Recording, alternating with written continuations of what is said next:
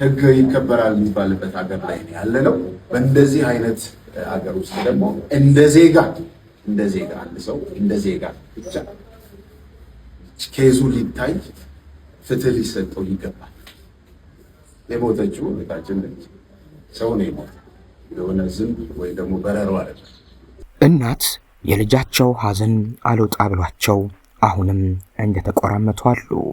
የልጃቸው እጮኛ ግን በጓደኞቹ ቤት የሙስሊም በዓልን እየሳቀ እየተደሰተ ልጃቸውን ረስቶ እያከበረ ነው።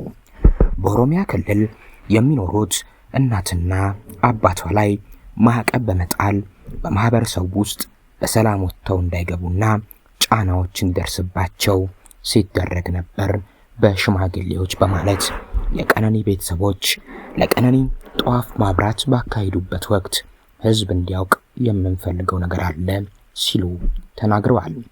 ከኢንቨስቲጌሽን ጊዜ ጀምሮ ምንም አይነት እምነት አልነበረም። የተሰራበት የነበረው ነገር አሳማኝ አልነበረ። ፍትህ ለማግኘት ሳይሆን ሰውየውን ነፃ ለማድረግ ነው ሲሰራበት። ፋይናሊ የውሳኔ አሰጣጡም ደግሞ የተፈታበትን ሁኔታ ትራጀዲ የተሞላ አይነት ምንም ፍትሃዊነት ባለው መልኩ ቪክቲም የሆነውን ቤተሰብ ቁጭ አድርጎ አማክሮ ያለውን ነገር አስረድቶ ሳይሆን የተፈታበት የተለቀቀበትን መንገድ ድራማ ሰርቶ ነው የተለቀቀ። ህዝብም እየረሳን ነው፣ ባካችሁ የጊዜ ጉዳይ ወረታ ይሆንባችሁና አሁንም ከጎናችን ቁሙ፣ ድምጻችሁን አሰሙልን ሲሉ ተደምጠዋል። በአንድ ሰው ቤት የሙስሊም በዓልን በደስታ እያከበረ ነበር። አንዷለም ቀነኒ 1 ዓመቷ ሲታሰብ ይህ እናቷ አሁንም የልጃቸው ነፍስ ባለማረፉ ኩርምት ብለው ታይተው ልጃቸው ከሞተች 1 ቀን እንጂ 1 ዓመት እንኳን የሆናት አይመስሉም ነበር። ለእናት ትክክለኛው የልጃቸው ሞት ባለመውጣቱ ሐዘኑ ውስጣቸውን ሰርስረው ገብቷል። ነገር ግን የሚፈለገው ነገር ጉዳዮችን እያደባበሱ ማለፍ በሰዎች ዘንድ እየተረሳ እያሰለቸ ሄዶ ሰውም ስሜቱ እንዲቀሰቅስ ማድረግ ነው። ይህም እየተሳካ ያለ ይመስላል። አሁን ሰዎች የመሰልቸት ባህሪያትን እያሳዩ ቀስ እያለ በሂደት ተዳፍኖ እንዲቀር ነው። ቤተሰቦቿ ትናንት ጠዋት 1ኛ ዓመቷን ምክንያት በማድረግ ጧፍ አብርተው ፍትህ ያጣሽ ልጃቸውን ነፍስ አስበው ውለዋል። አንዷለም ጎሳ ግን በጓደኞቹ ቤት የሙስሊም በዓልን እያከበረ ነበር። ከመጀመሪያው ጀምሮ በምርመራ ሂደቱ እምነት አልነበረንም። የሚሰራበት የነበረው ነገርም አሳማኝ አልነበረም። ፍትህ ለማግኘት ሳይሆን አንዷለምን ነፃ ለማድረግ ነው የተሰራው። የውሳኔ አሰጣጡና የተሰራበት ሁኔታም ድራማዊ ነበር። ፍትህ አልነበረም። እኛም ምንም ሳይሉን ድራማ ሰርተው ነው አንዷለምን የለቀቁት። እንደዚያም ሆኖ ይግባኝ መጠየቅ ትችላላችሁ ተብለን ፍትህ ሚኒስቴር ሙሉ የነበረንን ሁኔታ መጠየቅ የነበረብንን ሁሉ ጽፈን አስገብተናል። ነገር ግን ከዚያን ጊዜ ጀምሮ እስካሁን እየተመካከርንበት ነው። ቡድን እያዋቀርን ነው። ጠብቁ ቆዩን እያሉን ብዙ አጉላልተውናል። አንዳንዴም ስልክም አላነሳ እያሉን ነበር። ቤተሰቦቿ እየተጉላላን ነበር። የህፃናትና ሴቶች ጉዳይ ሚኒስቴርም በወቅቱ ህዝቡ ሆ ብሎ ሲነሳ የማስተባበያ ስራ ሰርቶ ነበር። ጉዳዩን አይተነዋል፣ እንገባበታለን ብለው ነበር የህዝቡን ሁካታና የህዝቡን ጥሪ በመቀበል። ነገር ግን ከዛ በኋላ ምንም ነገር የለም። አልፎ ደግሞ በጎን በኩል በህግ እየታየ በባህላዊ መንገድ እንፈተዋለን ተብሎ እየተሞከረ ነበር። ኢንቨስቲጌሽን ላይ ያለን ኬዝ በባህላዊ መንገድ ገብቶ ምርመራ ማድረግ አይቻልም። ምርመራ ማድረግ የሚችሉት ፖሊስና አቃቤ ህግ ብቻ ናቸው። ፍርድ የተሰጠበት ነገር ሲኖር ነው በኦሮሞ ባህል ወደ ሆነው ወደ ታች ወደ ባህላዊ ጉማ የሚኬደው። ነገር ግን በጉማ ማለትም በኦሮሞ ባህል እንፈተዋለን ብለው የመጡ ሰዎች በመጀመሪያ ሐቋን እናወጣለን፣ እኛም ሐቋ እንዲወጣ እንፈልጋለን በማለት ቤተሰቡን ተናግረው እነሱ ግን ቤተሰቡን እያስፈራሩና ስማችንን እያጠፉ ነበር ብለዋል። በኦሮሚያ ክልል የሚኖሩት እናትና አባቷ ላይም ይህ ስርዓት ማዕቀብ በመጣል የሽምግልናው ማለት ነው ማዕቀብ በመጣል በማህበረሰቡ ውስጥ በሰላም ወጥቶ እንዳይገቡ ጫናዎችን ሁሉ ሲያደርግ ነበር። ዛቻና ማስፈራሪያዎችም በዚህ የሽምግልና ጊዜ ተሰጥቶ ነበር።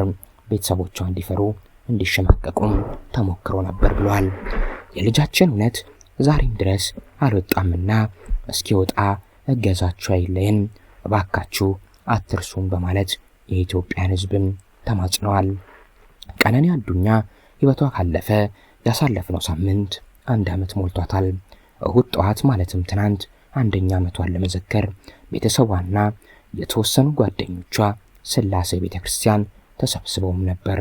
ሁሉም ቤተሰብ ውስጥ ለእህት ወንድም፣ እንደ እናት ለእናት አባት ደግሞ ችግር ተካፋይ የሚሆኑ ልጆች አሉ። ቀነኒ ለቤተሰቧ ያን አይነት ልጅ ነበረች። አንድ አይን ነበረች። የእናት በማመንና ባለማመን መካከል መቸገር፣ የአባት ጠንክሮ ማጠንከር ውስጥ መባዘንና የወንድምና እህት አንገት መድፋት ማየት ከምንም በላይ ያማል። ትናንት በቅድስት ስላሴ ቤተክርስቲያን የታየው ግን ያ ነበር። እናቷ ተኮራምተው አንገታቸውን ደፍተው ተደግፈው ተጎሳቅለው ነበር። አባቷ ግን ፊታቸው ላይ የልጃቸውን ሞት ፍትህ እንዲወጣ እልህ እንዲሁም ደግሞ ሐዘን፣ በዚያው ላይ ደግሞ ወንድነት ተደርበው ቆፍጠን ብለው ለመታየት ሞክረዋል። ውስጣቸው ፊታቸው ግን ይህንን እውነት መደበቅ አይችልም።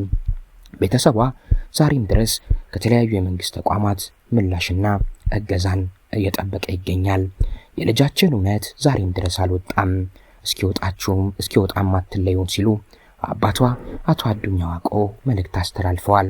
ቢዘገይም የመንግስት ተቋማት ለልመናቸው ምላሽ ይሰጣሉ የሚል ተስፋ አለኝም ብለዋል። ዛሬም ስለ ቀነኒ ማውራት መጠየቅ እንቀጥል። የቀነኒን ጉዳይ ብዙዎች ዘንድ የደረሰና ብዙዎችን ያነጋገረ ጉዳይ ነው።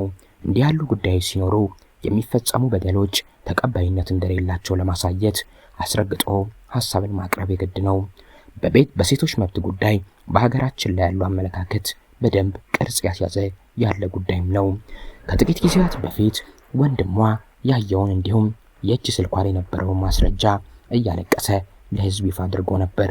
ያንን የሰሙ በርካቶች ድጋሚ አዝነው አይ ቀነኒ ነፍስሽን እግዚአብሔር ይማር፣ ገዳይሽን እግዚአብሔር አውጣ፣ ፍትህ እግዚአብሔር ይስጥሽ ብለዋት ነበር።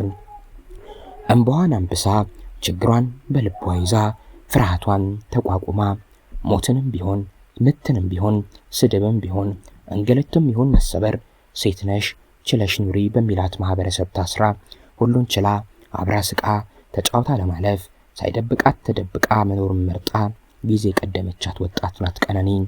ወጣ ብትነግረን ስለማናምናት እውነቱ ይሄ ነው ብትለን እርሱ እንደዚህ አይደለም ብለን ስለምንዝትባትና ስለማናምናት እንዴት ትተይዋለሽ ክብርሽ ጎድሏል ብለን ስለምናሸማቅቃት ጊዜ ቀደመቻት ባለብዙ ህልም ጎበዝ ሴት ነበረች። ቀነኒ የማህበረሰቡ የድክመት ውጤት ናት።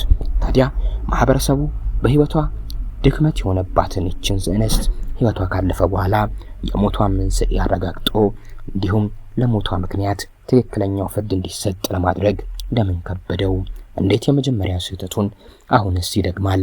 ወረት ነገስ በልጆቻችን ላይ የሚደርሰው ምንድነው ብሎ እንዳያስብ እንዴት ጋረደው? ይህንን ሁሉ ህዝብ ይህንን ሁሉ እውነት የሚያውቀው እንዴት አሁን የቀነኒን ጉዳይ ችላለ? በርካቶች የተነጋገሩበት ቢሆንም ቀነኒ ግን እነሆ አሁን ህይወቷ ካለፈ ድፍን 1 ዓመት ተቆጠረ።